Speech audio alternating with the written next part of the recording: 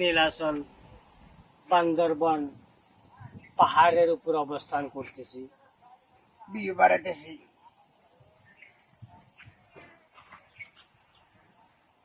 আমরা এখন নীলাচল পাহাড়ের উপর অবস্থান করতেছি।